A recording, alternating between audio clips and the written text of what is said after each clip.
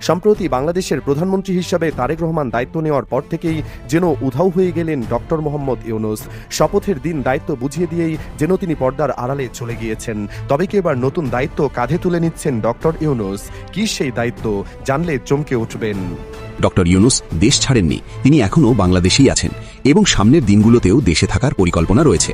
তাহলে কি তাকে ঘিরে নতুন কোনো রাজনৈতিক সমীকরণ তৈরি হচ্ছে? তিনি কি রাষ্ট্রপতির দায়িত্বে আসতে পারেন? তারেক রহমান চান ডক্টর ইউনূস বাংলাদেশের পরবর্তী রাষ্ট্রপতি হন, কিন্তু কেন? এই প্রস্তাবের পেছনে কি উদ্দেশ্য, কি রাজনৈতিক হিসেব নিকেশ লুকিয়ে আছে?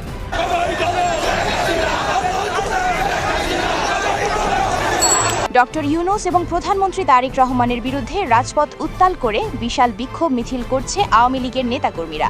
তাদের মতে, ইউনূস সরকার ক্ষমতায় এসে আওয়ামী লীগকে নিষিদ্ধ করেছে এবং বর্তমানে প্রধানমন্ত্রী তারেক রহমান দিনের বেলাতে আওয়ামী লীগের কার্যক্রম চালু করলেও রাতের বেলা আওয়ামী লীগের অফিসে ভাঙচুর অগ্নিসংযোগ করছে। আওয়ামী লীগ যে ফিরবে, আওয়ামী লীগ যে ফিরছে, এই ফেরার তোড়জোড় চারিদিকে শোনা যাচ্ছে। আমি ব্যক্তিগতভাবে অনেক জায়গায় খোঁজ নিয়েছি, বাংলাদেশের অনেক জেলায় যে আওয়ামী লীগ নেতাকর্মীরা পালিয়েছিলেন, যারা বিদেশেও যেতে পারেনি, হয়তো এক জেলা থেকে পঞ্চগড়ের মানুষ হয়তো সাতক্ষীরায় গিয়ে আছেন, কিংবা সাতক্ষীরার মানুষ ঠাকুরগাঁয়ে গিয়ে আছেন, তারা আস্তে আস্তে নিজ জেলায় বা নিজ উপজেলায় ফিরতে শুরু করেছেন। আসসালামু আলাইকুম দর্শক, সিগন্যাল বিডি চ্যানেলের নতুন একটি গুরুত্বপূর্ণ নিউজ ভিডিও নিয়ে আপনাদের মাঝে হাজির হলাম। প্রিয় দর্শক, বাংলাদেশের বর্তমান রাজনৈতিক প্রেক্ষাপট নিয়ে ইতিমধ্যে অনেকগুলো ভিডিওর অংশবিশেষ আপনারা দেখেছেন এবং আশা করি দেখেই বুঝতে পেরেছেন আজকের ভিডিওটি কতটি গুরুত্বপূর্ণ এবং আকর্ষণীয় হতে চলেছে। তাই বলছি প্রিয় দর্শক, সবাই ধৈর্য সহকারে সম্পূর্ণ ভিডিওটি দেখবেন। এখনও যারা আমাদের চ্যানেলটি সাবস্ক্রাইব করেননি তাদের সবাইকে বলবো আমাদের চ্যানেলটি সাবস্ক্রাইব করে পাশে থাকা বেল আইকনটি অন করে দিবেন। আর যারা ইতিমধ্যে সাবস্ক্রাইব করেছেন তাদেরকে অসংখ্য ধন্যবাদ। তো প্রিয় দর্শক, চলুন আর কথা বলবো না, একটি লাইক দিয়ে মূল ভিডিওতে যাওয়া যাক। ক্ষমতা ছাড়ার পর থেকেই যেন উধাও ডক্টর মোহাম্মদ ইউনূস।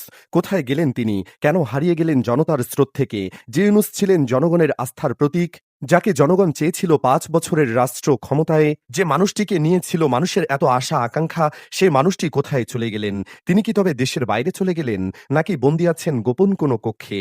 এমনই সব প্রশ্ন যখন উকি দিচ্ছে জনমনে, ঠিক তখনই সামনে এলো চাঞ্চল্যকর এক গোপন তথ্য। সম্প্রতি বাংলাদেশের প্রধানমন্ত্রী হিসাবে তারেক রহমান দায়িত্ব নেওয়ার পর থেকেই যেন উধাও হয়ে গেলেন ডক্টর মোহাম্মদ ইউনূস। শপথের দিন দায়িত্ব বুঝিয়ে দিয়েই যেন তিনি পর্দার আড়ালে চলে গিয়েছেন। তবে কি এবার নতুন দায়িত্ব কাঁধে তুলে নিচ্ছেন ডক্টর ইউনূস? কি সেই দায়িত্ব? জানলে চমকে উঠবেন। অন্তর্বর্তী সরকারের সাবেক প্রধান উপদেষ্টা ডক্টর মোহাম্মদ ইউনূস। হ্যাঁ প্রিয় দর্শক, ক্ষমতা ছাড়ার পর থেকেই যার কথা স্মরণ করছে আপামর জনতা, বাংলাদেশকে এত স্বপ্ন দেখানো ডক্টর ইউনূস ক্ষমতা ছাড়ার পর থেকেই যেন উধাও হয়ে গেলেন। কোথায় গেলেন ডক্টর ইউনূস? সাম্প্রতিক সময়ে ডক্টর মোহাম্মদ ইউনূসের পুরাতন কিছু ছবি ভাইরাল করে অনেকেই গুজব ছড়াচ্ছেন তিনি নাকি বাংলাদেশ থেকে চলে গিয়েছেন। তবে জানা গিয়েছে ডক্টর মোহাম্মদ ইউনূস এখনও আছেন বাংলাদেশেই এবং এখানেই তিনি থাকবেন। দায়িত্ব ছাড়লেও অধ্যাপক ইউনূস দেশেই অবস্থান করছেন বলে নিশ্চিত হওয়া গিয়েছে। আগামী সপ্তাহ থেকে তিনি তার প্রতিষ্ঠিত ইউনূস সেন্টারে নিয়মিত কার্যক্রম শুরু করবেন। সেখানে তার বিখ্যাত 3-0 ধারণা নিয়ে কাজ চালিয়ে যাবেন তিনি। আগামী মার্চের তৃতীয় সপ্তাহে জাপানের সাসাকাওয়া পিস ফাউন্ডেশনের আমন্ত্রণে 5 দিনের সফরে টোকিও যাওয়ার কথা রয়েছে তার। সেখানে নির্ধারিত লেকচার ও বৈঠক শেষে তিনি পুনরায় দেশে ফিরবেন। জানা গিয়েছে গুলশানের নিজ বাসভবনে সংস্কার কাজ চলমান থাকায় তিনি স্ত্রী ও সন্তান সহ সাময়িকভাবে এখনও অতিথি ভবন যমুনাতেই আছেন। সংস্কার শেষ হলে আগামী 1 সপ্তাহের মধ্যে প্রফেসর ইউনূস স্থায়ীভাবে নিজ বাড়িতে ফিরে যাবেন বলে আশা করা হচ্ছে। ত্রয়োদশ জাতীয় সংসদ নির্বাচনের মাধ্যমে তারেক রহমানের ক্ষমতা গ্রহণের পরেই সাবেক প্রধান উপদেষ্টা ডক্টর ইউনূসকে নিয়ে চলছে চুলচেরা বিশ্লেষণ, বিশেষ করে তার রাষ্ট্রপতি হওয়ার সম্ভাবনাকে নিয়ে। তবে কি তারেক রহমানের নেতৃত্বে নতুন বাংলাদেশের সোপানে পাল তুলবেন ডক্টর ইউনূস? তার রাষ্ট্রপতি হওয়ার সম্ভাবনাই বা কতটা? প্রফেসর ইউনূসের দেশে থাকার খবরে অনেকেই ধারণা করছেন তাকে হয়তো বাংলাদেশের নতুন রাষ্ট্রপতি করা হবে। তবে খোঁজ নিয়ে জানা গিয়েছে পরবর্তী রাষ্ট্রপতি হবার দৌড়ে সবচেয়ে এগিয়ে আছেন বিএনপির গুরুত্বপূর্ণ নেতা খন্দকার মোশাররফ হোসেন। এদিকে প্রধানমন্ত্রী তারেক রহমান রাষ্ট্রীয় অতিথি ভবন যমুনাকেই তার সরকারি বাসভবন হিসেবে বেছে নিয়েছেন। তবে প্রধানমন্ত্রী ওঠার আগে ভবনটিতে প্রয়োজনীয় কিছু সংস্কার ও বিন্যাস করা হবে। এই সংস্কার প্রক্রিয়া সম্পন্ন হতে আনুমানিক 2 মাস সময় লাগতে পারে। তবে ভবনটি খালি হওয়ার পর দ্রুততম সময়ের মধ্যে, অর্থাৎ প্রায় 1 মাসের লক্ষ্যমাত্রা নিয়ে এটি ব্যবহারের উপযোগী করে তোলা হবে। প্রধানমন্ত্রীর চাহিদা অনুযায়ী অভ্যন্তরীণ প্রয়োজনীয় সমন্বয় করা হবে বলে জানা গিয়েছে। জেলে যাওয়ার আশঙ্কায় ডক্টর ইউনূস এবারে ইউনূসকে নিয়ে তাদের অবস্থান স্পষ্ট করল। রাজপথের শক্ত অবস্থান নিয়েছে আওয়ামী লীগ। সকাল থেকে রাজধানীর রামপুরা, বাড্ডা, ভাটারা সহ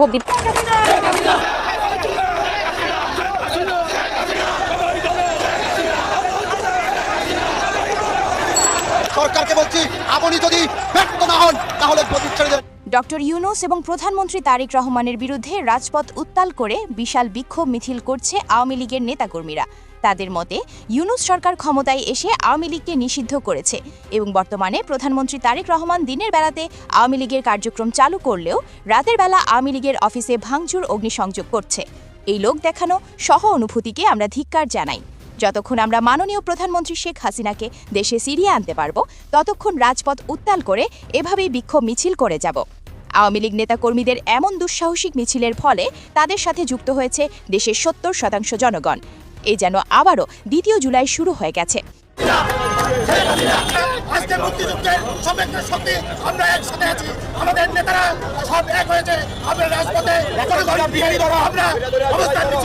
আওয়ামী লীগ ফেরার তোড়জোড় শুরু হয়ে গেছে। নির্বাচনের পর কেন খুলছে আওয়ামী লীগের অফিস? পর্দার আড়ালে কি ঘটছে? আমি গতকালকেও একটু হতাশার কথা শুনিয়েছিলাম আপনাদেরকে যে 1.5 বছর হয়ে গেছে আওয়ামী লীগের কোনো নেতৃত্বের নির্দেশনা নেই, আসলে সুস্পষ্ট কোনো নেতৃত্ব নেই, আওয়ামী লীগের কার্যক্রমের কোনো সন্তুষ্টি নেই, সাধারণ নেতাকর্মীরাও সন্তুষ্ট নয় আওয়ামী লীগের কার্যক্রমে। হতাশার কথা বলেছিলাম। এমনকি আওয়ামী লীগ প্রধান শেখ হাসিনা কি দিশা দেবে দিশাহারা আওয়ামী লীগকে, কিংবা তার পুত্র সজীবজের জয় এখনো পর্যন্ত আওয়ামী লীগের সাংগঠনিক কেউ নন, কিন্তু তিনি কখনো কখনো কোথাও বেফাঁস মন্তব্য করছেন আওয়ামী লীগের নেতৃত্ব নিয়ে, বিশেষ করে তার মাকে নিয়ে। তার মন্তব্যেও, তার ইন্টারভিউ আরেকটু সংযত হওয়া আমরা প্রত্যাশা করি বাংলাদেশের ক্ষুদ্র নাগরিক হিসেবে। আওয়ামী লীগ যে ফিরবে, আওয়ামী লীগ যে ফিরছে, এই ফেরার তোড়জোড় চারিদিকে শোনা যাচ্ছে। আমি ব্যক্তিগতভাবে অনেক জায়গায় খোঁজ নিয়েছি, বাংলাদেশের অনেক জেলায় যে আওয়ামী লীগ নেতাকর্মীরা পালিয়েছিলেন, যারা বিদেশেও যেতে পারেননি, হয়তো এক জেলা থেকে পঞ্চগড়ের মানুষ হয়তো সাতক্ষীরায় গিয়ে আছেন, কিংবা সাতক্ষীরার মানুষ ঠাকুরগাঁয়ে গিয়ে আছেন, তারা আস্তে আস্তে নিজ জেলায় বা নিজ উপজেলায় ফিরতে শুরু করেছেন। এটি আসার কথা। আর আপনারা কয়েকদিন যাবত তো দেখছেনই যে আওয়ামী লীগের কার্যালয় একের পর এক খুলছে, একদিকে খুলছে, আবার কিছু অনাকাঙ্ক্ষিত ঘটনাও ঘটছে। এগুলোই আসলে আওয়ামী লীগ ফেরার একটা বার্তা। হতাশার কিছু নেই, কারণ এই যে নতুন একটি সরকার গঠিত হলো, নির্বাচনটা একটা অবৈধ নির্বাচন। অবৈধ নির্বাচন এই অর্থে বাংলাদেশের রাজনীতিতে মূলত দুটোই পক্ষ, একটি আওয়ামী লীগ, একটি বিএনপি। আওয়ামী লীগকে অবৈধভাবে নির্বাচন থেকে বাইরে রাখা হয়েছে, কাজেই স্বাভাবিকভাবে ক্ষমতায় কে যাবে? বিএনপি ফাঁকা ফিল্ডে গোল দেবে, ফাঁকা ফিল্ডে গোল দিয়েছে। আজকে ফাঁকা ফিল্ডে গোল দিয়ে তারেক রহমান ক্ষমতার যে মসনদটায় বসেছে, যে সিটটায় বসেছে, সেই সিটটা কিন্তু হট সিট, উত্তপ্ত সিট, জ্বলন্ত উনুনের সিট। আপনি যদি বলেন যে এই যে রুটি পরোটা ভাজে, এটাকে কি বলে? তাওয়া। তাওয়ার মধ্যে বসে আছেন তারেক রহমান। এই বসা কিন্তু আরামের বসা নয়, এই বসা কিন্তু পুড়ে যাওয়ার বসা। কয়েকদিন মাত্র শপথ হলো, দেখুন, অপেক্ষা করুন কি ঘটে। নানা কারণে, নানা সূচকে এই সরকার খুব বেশি দিন লাস্টিং করবে না। প্রাথমিক একটা জয় হয়েছে যে ইউনূসের মতো একটা দেশবিরোধী সরকার পতন হয়েছে, এই জন্য মানুষের মধ্যে একটা স্বস্তির নিঃশ্বাস। কিন্তু ইউনূস যে জ্বলন্ত উনুন করে দিয়ে গেছে বাংলাদেশকে, কিংবা ইউনূস যে সিটটায় বসেছেন, সেই সিটটায় আজকে তারেক রহমান বসছেন, হট সিট বানিয়ে দিয়ে গেছেন, এর উত্তাপ সহ্য করাই কঠিন হবে। আমি ধরে নিলাম যে তারেক রহমানের সদিচ্ছা থাকবে, তিনি সৎভাবে কাজ করবার চেষ্টা করবেন অতীতের কলঙ্ক মুছে দিয়ে, কিন্তু তারপরেও সিস্টেমের কারণে, প্রকৃতিগত কারণে তিনি ফেল করবেন। ফেল করবার জন্য প্রতি পদক্ষেপে ইউনূস গর্ত খুঁড়ে রেখে গেছেন। আর এই গর্তগুলোই আওয়ামী লীগের ফেরার জন্য, আওয়ামী লীগের সহ একটা আগামী নির্বাচন হওয়ার জন্য একটা প্রেক্ষাপট তৈরি হয়ে আছে বা হবে। ত্রয়োদশ জাতীয় সংসদ নির্বাচন শেষ হতে না হতেই দেশের বিভিন্ন প্রান্ত থেকে আসছে চমকপ্রদ খবর যে আওয়ামী লীগ নিষিদ্ধ করা হয়েছিল, যাদের কেন্দ্রীয় কার্যালয় ছিল জনমানবহীন, তারাই কি তবে ফিরছে? পঞ্চগড় থেকে চাঁদপুর কিংবা ধানমন্ডি হঠাৎ কেন আওয়ামী লীগ কর্মীরা তালা খুলছেন কার্যালয়ের? এটা কি কোনো গোপন সমঝোতা, নাকি শেখ হাসিনার বিশেষ কোনো বার্তা? 2024 সালের আগস্টে তথাকথিত গণ অভ্যুত্থানের পর শেখ হাসিনা সরকারের পতন ঘটে। ইউনূসের নেতৃত্বে অন্তর্বর্তী সরকার ক্ষমতা গ্রহণের পর 2025 সালের মে মাসে আওয়ামী লীগ ও তার অঙ্গ সংগঠনগুলোর কর্মকাণ্ড নিষিদ্ধ ঘোষণা করে। প্রজ্ঞাপনে স্পষ্ট বলা ছিল, আন্তর্জাতিক অপরাধ ট্রাইব্যুনালে বিচার শেষ না হওয়া পর্যন্ত কোনো মিছিল, সভা বা প্রচারণা চালানো যাবে না। এই আন্তর্জাতিক অপরাধ ট্রাইব্যুনালটা কে বা কারা দখল করেছে? জামাত। এর বিচারক থেকে শুরু করে, এর প্রসিকিউটর থেকে শুরু করে প্রত্যেকে জামাতি। এরা এই যে আজকে যারা ট্রাইব্যুনালটা দখল করেছে, তারা মানবতা বিরোধী অপরাধ যে ছিল, জামাতের যে যুদ্ধাপরাধীদের বিচার ছিল, সেই বিচারে যুদ্ধাপরাধীদের পক্ষের আইনজীবী বা আইনি সহায়তাকারী কোনো না কোনোভাবে যুক্ত ছিল। তারা 2024-এর ক্ষমতার পট পরিবর্তনের পর রাতারাতি আন্তর্জাতিক অপরাধ ট্রাইব্যুনাল দখল করে, এবং আন্তর্জাতিক অপরাধ ট্রাইব্যুনালটা হচ্ছে 1971 সালের মানবতা বিরোধী অপরাধীদের বিচার করবার জন্য। কিন্তু এই ট্রাইব্যুনালটাকে অধ্যাদেশের মাধ্যমে পরিবর্তন করে 2024-এর সন্ত্রাসী কর্মকাণ্ড, নিজেরা সন্ত্রাসী কর্মকাণ্ড করেছে ষড়যন্ত্রমূলকভাবে, সেই সরকারের উপর দায় চাপিয়ে দিয়েছে, দিয়ে একটা প্রহসনের নাটকীয় বিচার। আজকে এই জায়গা থেকে একটা কথা বলতে চাই যে এই যে একটা প্রহসনের বিচার হচ্ছে, জামাতের মতো জঙ্গি গোষ্ঠী রাষ্ট্রীয় ক্ষমতায় না আসাতে বাংলাদেশ তো বেঁচে গেছে, আরেকটি যে প্রহসনের বিচারে যাদের বিচার হচ্ছে তাদেরকে অন্যায়ভাবে এরা ফাঁসিতেও ঝুলিয়ে দিত এই জামাতিরা, সেটা থেকেও আল্লাহ, স্বয়ং আল্লাহ বাঁচিয়ে দিয়েছে। আসলে রাখে আল্লাহ, মারে কে? এই ট্রাইব্যুনালের ভবিষ্যৎ অন্ধকার, জামাতি ট্রাইব্যুনালের।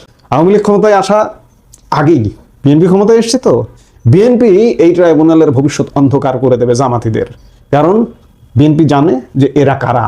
2026-এর ফেব্রুয়ারিতে এসে চিত্রটা বদলে যাচ্ছে। নির্বাচন কমিশন ত্রয়োদশ জাতীয় সংসদ নির্বাচনের তারিখ ঘোষণার পর থেকে আওয়ামী লীগের, তৃণমূলের কর্মীরা নুড়ে চড়ে বসেছে। যদিও তারা নির্বাচনে অংশ নিতে পারেনি, কিন্তু ভোট শেষ হতেই তারা আবার কার্যালয়মুখী হচ্ছে। আওয়ামী লীগের কেন্দ্রীয় যুগ্ম সাধারণ সম্পাদক আফম বাহাউদ্দিন নাসিম সম্প্রতি বিবিসি বাংলাকে একটি গুরুত্বপূর্ণ কথা বলেছেন। তার মতে কার্যালয়গুলো বাজেয়াপ্ত করা হয়নি, তাই সেখানে যাওয়ার কোনো আইনি বাধা নেই। নাসিম দাবি করছেন এখানে কোনো গোপন সমঝোতা নেই, এটি তৃণমূলের কর্মীদের স্বতঃস্ফূর্ত আবেগ। তিনি আশা করছেন নির্বাচিত সরকারের অধীনে পরিস্থিতি স্বাভাবিক হবে। ছাত্রলীগের একজন কর্মী রিহান সর্দার নামে একজন বিবিসি বাংলার সঙ্গে কথা বলেছেন। রিহান সর্দারের বক্তব্য এখানে অত্যন্ত তাৎপর্যপূর্ণ। তিনি দাবি করেছেন স্বয়ং শেখ হাসিনার কাছ থেকে তারা একটি বার্তা পেয়েছেন। বার্তাটি ছিল, সারা দেশে যারা যেখানে সম্ভব দলীয় কার্যালয়ে যান।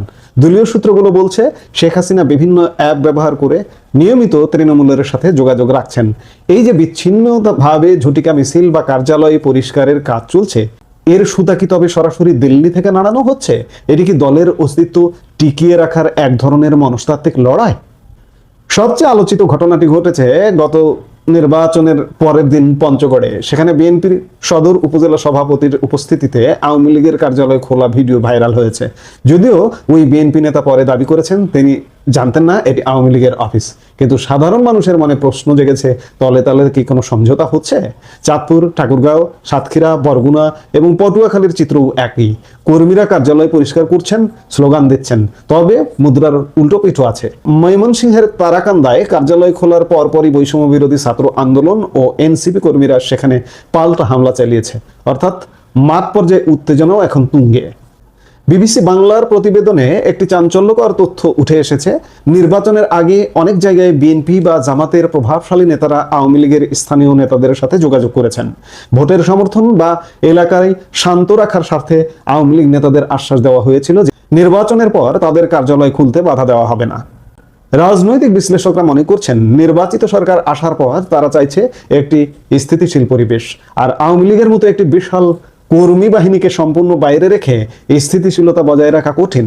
এই ধারণা থেকেই হয়তো স্থানীয় পর্যায়ে কিছু শৈথিল্য দেখানো হচ্ছে। তবে এই আশ্বাস অনেক সময় দলীয় কোন্দলের কারণে টেকসই হচ্ছে না। বারবার একটা স্থিতিশীল দেশ, স্থিতিশীল সমাজ গড়বার একটা আলাপ হচ্ছে, কিন্তু সত্যিকার অর্থে আওয়ামী লীগের অর্ধেক মানুষকে বাদ রেখে স্থিতিশীল সমাজ গড়া কিভাবে সম্ভব? আমি বারবারই বলেছি, এর আগেও বলেছি, তারেক রহমান প্রধানমন্ত্রী হিসেবে দায়িত্ব নিয়েছেন। তিনি যেভাবেই দায়িত্ব নিন, পেছনের দরজা দিয়ে হোক আর যেভাবেই হোক না কেন, একটা অবৈধ নির্বাচনের মাধ্যমে হোক আর পাতানো নির্বাচনের মাধ্যমে হোক না কেন, তিনি এখন প্রধানমন্ত্রী। তার কাজ, তিনি যদি, আমি শুরুতেই যে বললাম, তার যে সিটটা হট সিট, এই সিটে বসে থাকা কিন্তু কঠিন ব্যাপার। এই সিটে বসে থাকতে হলে দেশ, রাষ্ট্র, সমাজে স্থিতিশীলতা আসতে হবে। আর স্থিতিশীলতা আসতে হলে আওয়ামী লীগের সাথে যদি মুখোমুখি সাংঘর্ষিক অবস্থায় থাকেন, তাহলে কোনোভাবেই স্থিতিশীলতা সম্ভব নয়। সেনাবাহিনী উঠে যাচ্ছে এই মাসেই, কয়েকদিন পরে 28 ফেব্রুয়ারি থেকে পুরোপুরি। শুধুমাত্র পুলিশ, আইন শৃঙ্খলা বাহিনীকে আওয়ামী লীগকে ঠেকিয়ে রাখতে পারবে? 28 ফেব্রুয়ারির পরেই দেখুন না কেন, মার্চ থেকে দেখুন না কেন কি ঘটে বাংলাদেশে। কাজেই তার আগেই যদি তারেক রহমান আওয়ামী লীগের প্রতি নমনীয় হয় আওয়ামী লীগের রাজনীতি ওপেন করে দেয়, তাহলে আওয়ামী লীগ হয়তো জ্বালাও পোড়াও ধ্বংসাত্মক অস্থিতিশীল পরিস্থিতি এখনই তৈরি করবে না। তবে যদি বাধা দেওয়া হয় তাদের কার্যক্রমে, তাহলে কিন্তু এই পরিস্থিতি কিন্তু ঘোলাটে হতে বাধ্য। রাজনৈতিক স্থিতিশীলতার স্বার্থে আওয়ামী লীগের স্বাভাবিক কর্মকাণ্ডে ফেরার সুযোগ ইতিবাচক হতে পারে। আওয়ামী লীগ অন্তর্বর্তী সরকারকে অবৈধ বললেও নির্বাচিত সরকারকে এখনো পর্যন্ত প্রত্যাখ্যান করেনি। এমনকি আওয়ামী লীগ নেতারাও কিন্তু এই নতুন সরকারের কাছে আশাবাদ ব্যক্ত করেছেন। স্বয়ং প্রধানমন্ত্রী শেখ হাসিনাও এক সাক্ষাৎকারে বলেছিলেন তারেক রহমান প্রধানমন্ত্রী হবার আগেই যে আওয়ামী লীগের উপর তিনি নিষেধাজ্ঞা উঠিয়ে নেবেন, কিংবা অন্যান্য নেতারাও কিন্তু তেমনটা বলছেন। এখনো পর্যন্ত প্রত্যাখ্যান করবার মতো ঘটনা ঘটেনি। আওয়ামী লীগ সত্যিকার অর্থে পরিস্থিতি পর্যবেক্ষণ করছে। এটি একটি আওয়ামী লীগের অবশ্যই কৌশলী অবস্থান। তারা হয়তো ভাবছে নির্বাচিত সরকারের অধীনেই তাদের রাজনৈতিক পুনর্বাসন সম্ভব। আওয়ামী লীগের এই কার্যালয় খোলার চেষ্টা কি তাদের রাজনীতিতে ফেরার চূড়ান্ত মহড়া? বাস্তবতা হলো দেশের অনেক জায়গায় এখনো পর্যন্ত জুলাই আন্দোলনের যে ষড়যন্ত্রকারীরা বলুন, এই যে বৈষম্য বলুন, আর জামাতি বলুন, আর শিবির বলুন, তারা কিন্তু এখনো পর্যন্ত রয়ে গেছে। যার প্রমাণ বিভিন্ন জায়গায় পাল্টা হামলা হচ্ছে এবং তারা হামলা করছে। এই যে বৈষম্য বলুন বা এই এনসিপি বলুন বা জামাত শিবির কিন্তু এখনো পর্যন্ত আওয়ামী লীগের কার্যালয় একদিকে খোলা হচ্ছে, আরেকদিকে গিয়ে আগুন দিচ্ছে। দুই একটা জায়গায় এমন বিচ্ছিন্ন ঘটনা ঘটেছে। তবে রাজনৈতিক সমীকরণে স্থায়ী শত্রু বা স্থায়ী মিত্র বলে কিছু নেই। পঞ্চগড়ের সেই ভিডিও কিংবা বিএনপি নেতাদের মৌন সম্মতি কি নতুন কোনো রাজনৈতিক বাস্তবতার ইঙ্গিত দিচ্ছে? সময় এবং নির্বাচিত সরকারের পদক্ষেপে বলে দেবে আওয়ামী লীগের ভবিষ্যৎ ঠিকানা কোথায়। ভবিষ্যৎ ঠিকানা যে ইতিবাচক তাতে কোনো সন্দেহ নাই। আমরা দেখতে থাকি, অপেক্ষা করতে থাকি, সামনের দিনগুলোতে কি ঘটছে নিশ্চয়ই আমরা দেখব। প্রিয় দর্শক, ইতিমধ্যে আপনারা আমাদের পুরো ভিডিওটি দেখেছেন। ভিডিওটি দেখে কি জানলেন এবং বুঝলেন অবশ্যই আপনাদের মূল্যবান মতামতটি আমাদের কমেন্ট বক্সে জানাতে ভুলবেন না। আর হ্যাঁ, কে কোথায় থেকে ভিডিওটি দেখছেন অবশ্যই কমেন্ট বক্সে জানিয়ে যাবেন। এখনো যারা আমাদের চ্যানেলটি সাবস্ক্রাইব করেননি তাদের সবাইকে বলবো আমাদের চ্যানেলটি সাবস্ক্রাইব করে পাশে থাকা বেল আইকনটি অন করে দিবেন এরকম নিত্য নতুন প্রতিদিন গরম গরম নিউজ আপডেট সবার আগে পেতে। ধন্যবাদ সবাইকে।